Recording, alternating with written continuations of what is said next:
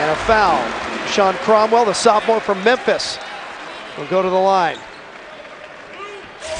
The Trojans would be in deep trouble without Taj Gibson. Yeah, he's got, as you see the graphic, 9 of SC's 13 points already. You're talking about a guy, I mentioned before, 11 of 13 games in double figures, 6 double-doubles this year.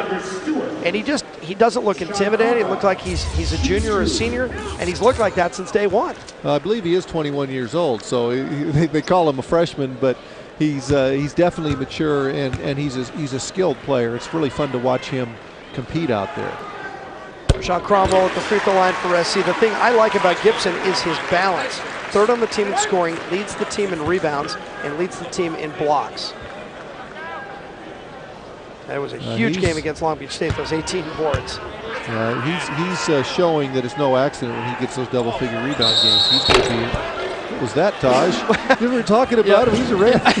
You know, you got to give some of the blame to Sean Cromwell. No. Cromwell took a long time to shoot the free throw. That's right up there with Odom dribbling the ball in from out of bounds after a field goal. I mean, that's a brain lock that you don't often see. So you see, he does play like a freshman sometimes. Just falling through the lane for a lane violation, he takes away a point. Well, he didn't change expression either. He's a little embarrassed. He'll go get an offensive rebound now. Well, it didn't hurt SC as they get the ball right back.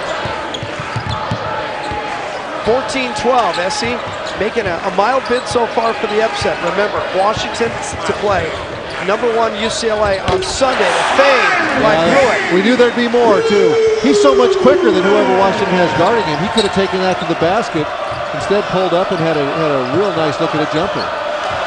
Cross-court pass, deflected away by Taj Gibson. Nice anticipation, Reed reacts. And you watch, Pruitt's going to go off now. Pruitt's going to have a big last 10 minutes here. Well, he's rested. Yeah, he just goes right by him. It's just easy. He had a great look at that. Tim Floyd will probably give him the green light. You think? I would think so. They've been waiting a long time for him to come back. Inside to Haas, and Haas had it stripped away. That's funny. Reaching was Pruitt. I think Pruitt has the green light, and he's acting like he doesn't know it. You know, he's questioning himself, but you can get shots like that. You know, go get them. First foul on Pruitt. Our officials, by the way, tonight, Vern Harris, Bruce Hicks, and Deron White. Pac-10 home opener for USC. Pac-10 opener for both of these teams.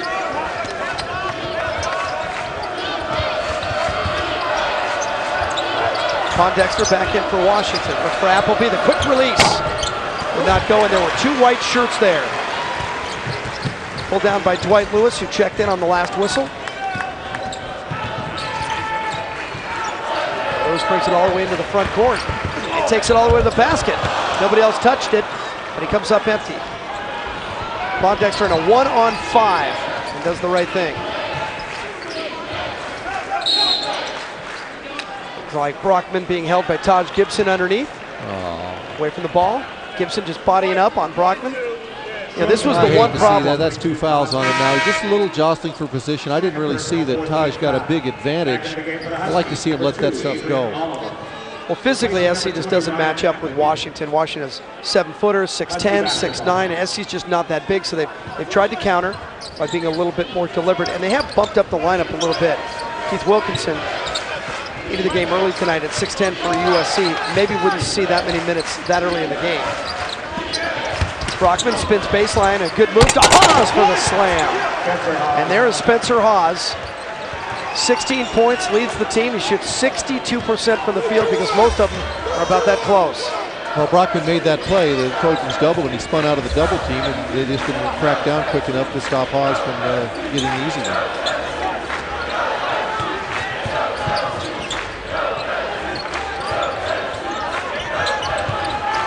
Young in the lane. He got bumped and fouled by Pondexter, so they're starting to call this thing a little bit tight. Spencer Haas moving away from the ball. Well, Haas man had to pick up Brockman, and he just went to the right spot. Brockman, nice pass by the big fella. That's the smart move. Your guy leaves you, go to the basket. You know, a lot of times you just take those plays for granted that Haas makes. Taj Gibson's the same way, but there are a lot of big guys that can't be ready to catch and go up in one motion. You know, they fumble it, or they're not ready, or you know, they bring it down to their waist. I mean, it was just nice, efficient motion, and there's nothing you can do about it defensively if a player's that big and knows how to handle himself in there. People in Seattle very excited about Spencer Haas. Of course, they saw him play in high school, Seattle Prep, but he has just been outstanding since he got to campus. And he knows he belongs out there. No hesitancy at all. There he is. No, excuse me, it's Brockman underneath, and Brockman left it short. And the rebound by Lewis. You can tell them apart. Brockman's got longer hair.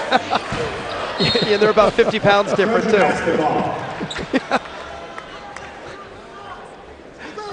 Yeah, one with a fresh buzz cut.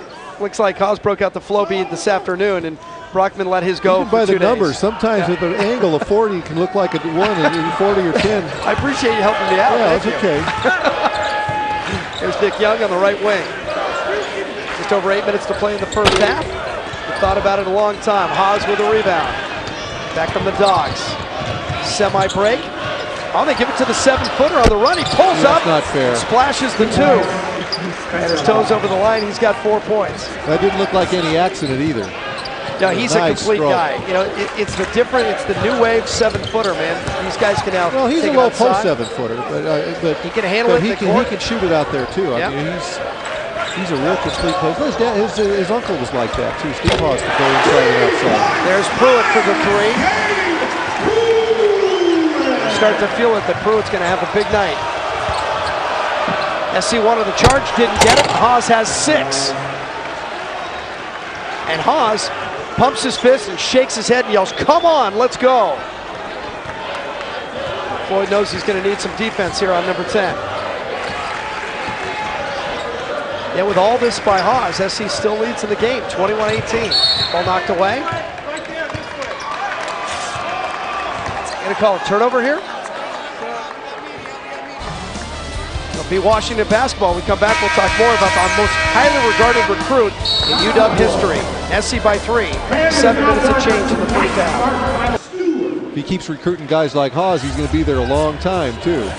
Yeah, I had the pleasure of calling Husky games for 2 years up in Seattle, and I'm telling you, Romar is just an absolute pleasure to deal with. You know, Jim, so far SC's defense holding the Huskies to 36%. That's just about what they've been doing all year. And so forcing them into a turnover. They're putting their will on the game so far. Well, that's what we said coming in, right? It was going to be Washington's offense against SC's defense, and so far, SC's defense much better. Well, SC's defense has to play, or offense has to play against their defense too. That's the way basketball works. But yeah, the strength, obviously, SC is holding the team to low shooting percentage, and they've been doing it to the Huskies, at least for the first, 15 and a half minutes. Yeah. Into the game for USC, by the way, for the first time tonight, I believe, number 11, Daniel Hackett. Hackett, the freshman from Downey, who looked real good early in the season. Well, he's been real solid for SC. To have the luxury of bringing him off the bench with the experience that he's had in the first half of the season, I think that Coach Floyd looks at him as a quasi-veteran already. As young as he is, he's handled himself really well. And with Kevin Galloway suspended for a couple of games, they need the depth that Hackett provides coming off the bench for Pruitt. By the way, across town, this one going on. And how about Washington State leading UCLA 19-12 in the first half? Washington State is the story of the Pac-10.